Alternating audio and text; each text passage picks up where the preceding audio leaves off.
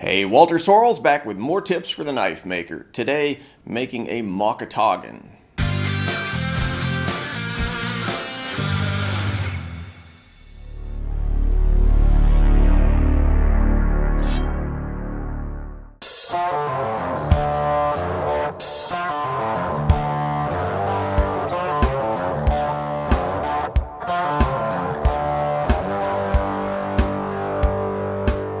So the Mocotaugan is a knife that was historically associated with Native Americans of the northeastern forests of the Americas, what's now eastern Canada and northeastern United States.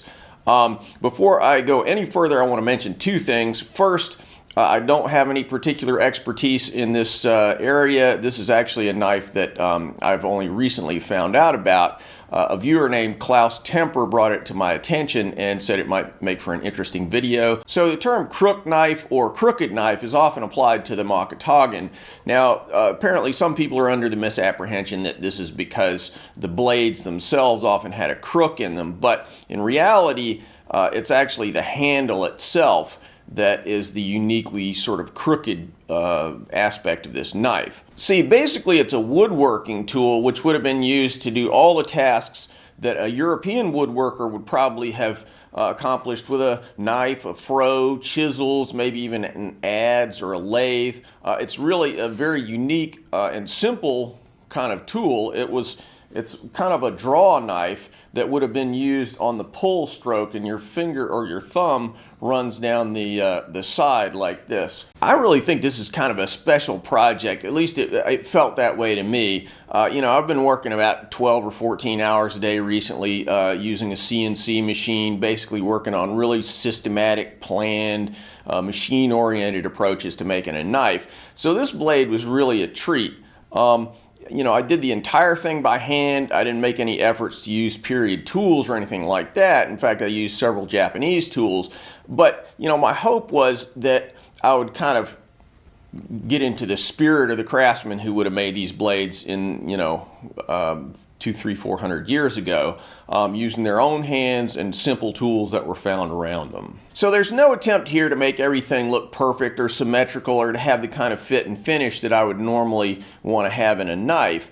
I'm just trying to use really simple hand tools, and this is kind of the important thing. I was trying to adapt the natural shape of the wood as completely to my own hand as possible. So, instead of imposing some kind of pre-imagined shape on this natural material, I'm trying to kind of let the material tell me what it wants to do.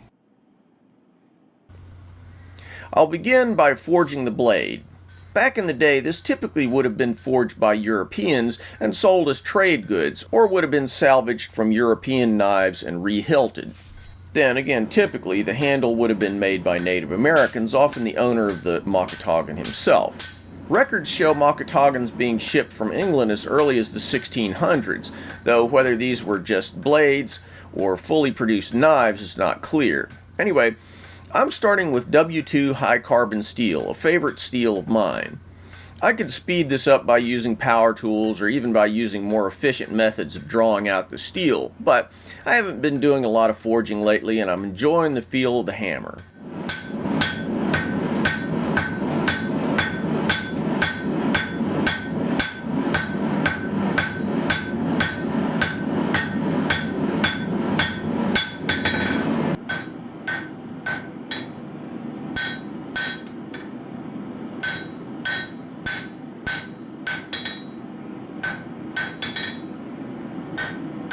So first I'll draw it out into a thin rectangular bar.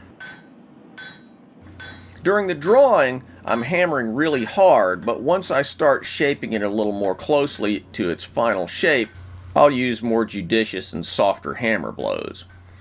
Once the bar's been formed, the bevel is just a quick matter. Like modern draw knives, this blade has only a single bevel. You have to remember the orientation of the blade so that you don't bevel the wrong side of the blade.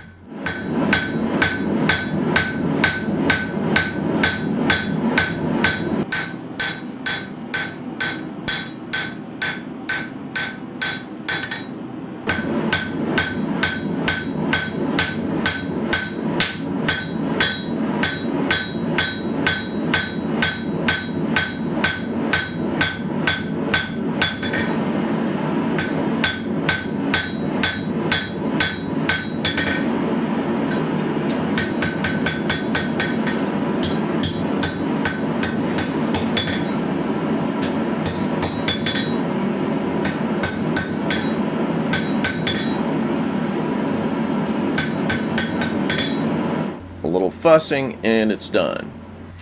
Now I'll do something anachronistic, a thermal cycling process known as normalizing, which would not have been performed by smiths of the era.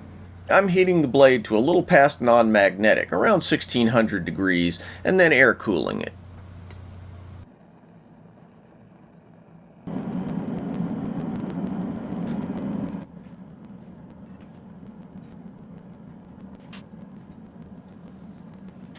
Once the blade's shaped, I'll grind closer to its final shape.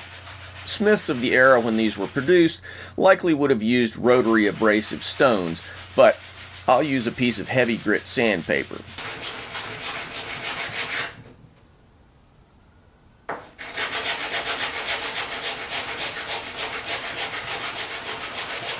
Once I've removed most of the scale, I'll use a hand file to refine the single bevel shape and flatten the bottom. I don't want to blast straight into it with the file because mill scale is harder than steel and will very quickly dull a file. Once I'm about there, I'll flatten the bottom of the blade the rest of the way with the sandpaper.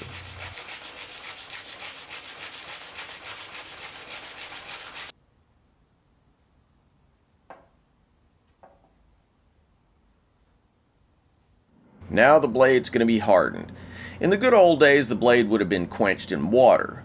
Water quenching frequently causes blades to crack, so I'm using a combination of a snap quench in water, then completing the quench in oil, which is gentler and less likely to cause the blade to crack.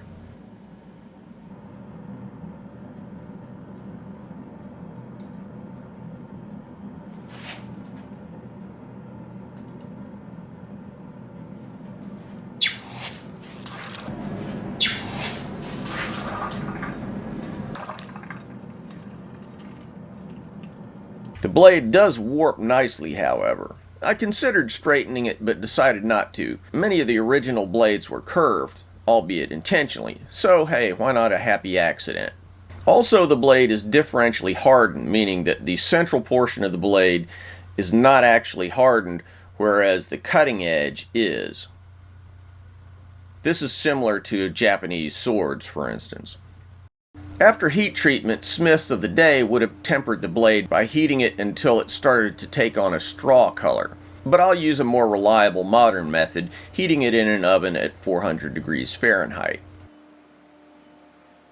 Next comes the handle. I wanted to use some kind of wood that would have been found in American forests. I considered maple, walnut, and so on, but then chose a very unusual wood, dogwood. Dogwood trees grow throughout the eastern United States forests, but it's not a common timber wood, both because it's a very small, knotty tree, but also because the wood is extremely hard. It's also got a very fine grain, which, aside from its hardness, is pretty easy to carve. I have a piece of highly unusual dogwood. It was a tree that had been enveloped by a larger poplar tree on our property, and because it created a sort of hole in the tree, the long-dead dogwood was mineralized, turning it from its natural bright white to a chocolate brown. I cut this wood out of the stump about 10 years ago and have been saving it for a special project ever since. This seemed like that project. Because I'm not really familiar with Mocotaugans, I experimented to see what felt like the right angle, cutting several test handles from scrap pine and seeing how they felt. Once I found a shape that seemed right, I roughly marked the dogwood and started cutting.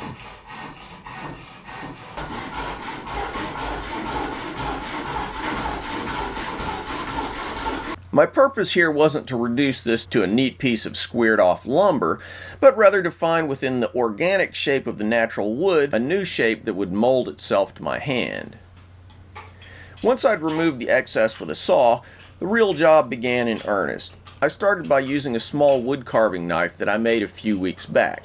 Click on the card to see the video about that knife if you're interested in seeing how it was made. Carving with this very small blade was pretty slow going, so I then turned to some Japanese saya chisels and a Japanese plane. After that, it was just a matter of working things to a finished state.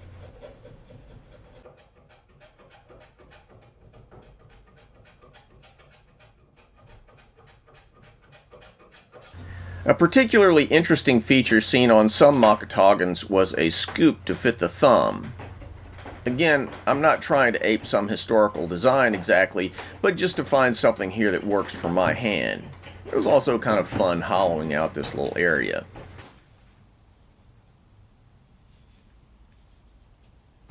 I also expanded a natural crevice in the material to create a small channel for my index finger. We'll see whether that works out very well or not, but I like the idea. The final finish was achieved by scraping, using both the carving knife and a heat-treated but unsharpened blade blank I recently produced. No sandpaper or other abrasive approaches were taken, just steel. I was pleased to note that despite the extreme hardness of the wood and the hefty amount of somewhat abusive scraping that I did with it, the little wood carving knife held an excellent edge and never required resharpening. Throughout the process, I continued to test the ergonomics of the handle with the aim of making something that felt really like an extension of my hand. Until I actually use it, I won't really know how that worked out. This is more than a matter of simple comfort. A tool that molds well to the hand, causes fewer blisters, is easier to use, and can be used for longer periods of time without fatigue. To achieve the final finish, I would scrape in one direction and then scrape across that. By going in this crossways direction, I was able to reduce a lot of the faceting that was caused by the sort of whittling process at the beginning and achieve what was actually quite a smooth finish.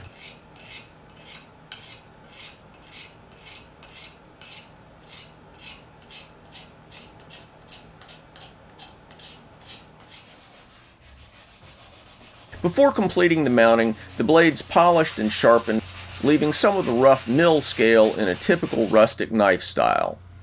Single beveled blades like this, with no secondary bevel, are capable of being brought to a nasty level of sharpness. Again, I'm using sandpaper, but sharpening stones would have been the order of the day back in colonial times. Next, I cut a channel out of the handle to fit the tang of the blade. This was quite a time-consuming and laborious process.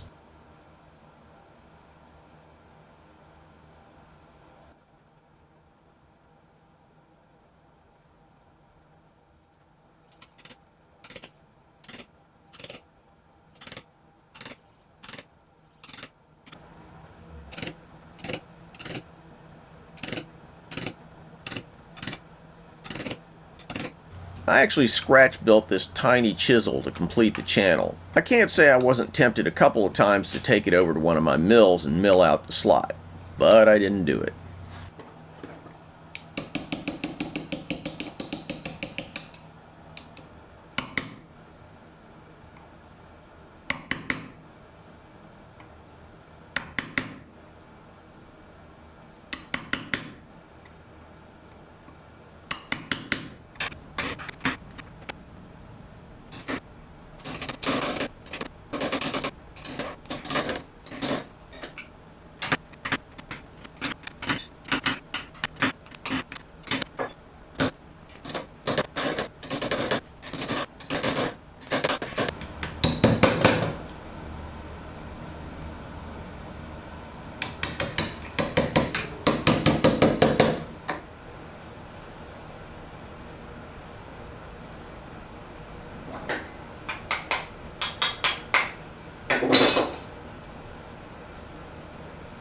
My guess, and it's only a guess, is that many of the original blades were probably snugged in place into the handle with pitch. Not having any pitch on hand, I kind of cheated and used two-part epoxy. This isn't really to hold it in place so much as it is to tighten up some of the gaps in what's already a pretty tight little pocket. Kind of a belt and suspenders approach. Mocotaugans were extremely diverse in shape and design, some blades being mortised into the flat sides, some on top, some on bottom. Though some had metal ferrules retaining the tang in the handle, typically they were secured with a wrap. Most of the examples I saw used wire or twine, but undoubtedly the oldest examples would have been secured with gut or deer hide. I'll be using waxed leatherworking thread.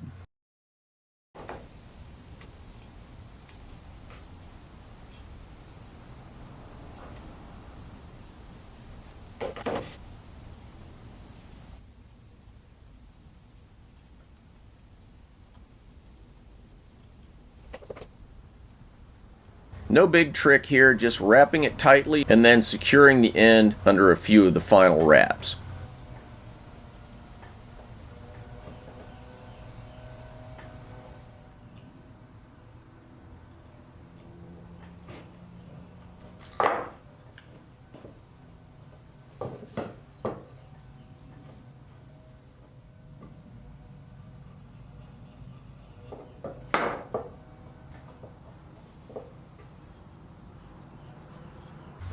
And here's the final product. Despite its crudeness and the fact that it wasn't sanded, it's very smooth and feels great in the hand, cutting effortlessly as I shape this piece of hardwood.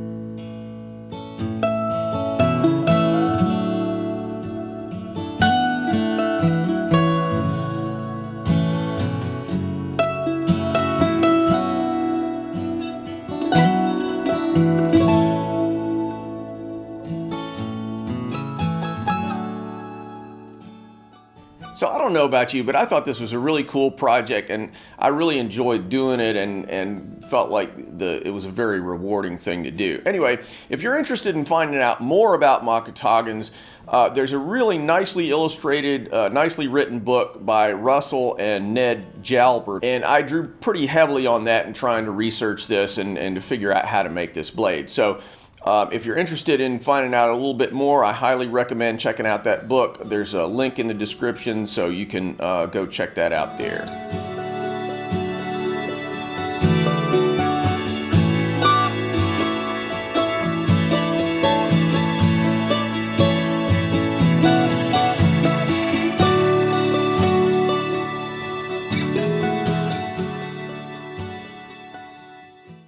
Hey guys, if you found value in this video, I hope you'll consider partnering with the channel to help us bring more videos, better videos, more knives, more techniques, all that cool stuff. Click the link to Patreon to help this channel. Also, if you haven't subscribed yet, bro, what are you waiting on? And check me out on Facebook, Twitter, Instagram, all that good stuff. Also, if you're into Japanese swords, check out my website, waltersorrellsblades.com, where you'll see more of my work and where you'll find videos about the making of Japanese swords, along with mounting, fittings, polishing, hamones, all kinds of good stuff. Now, more videos.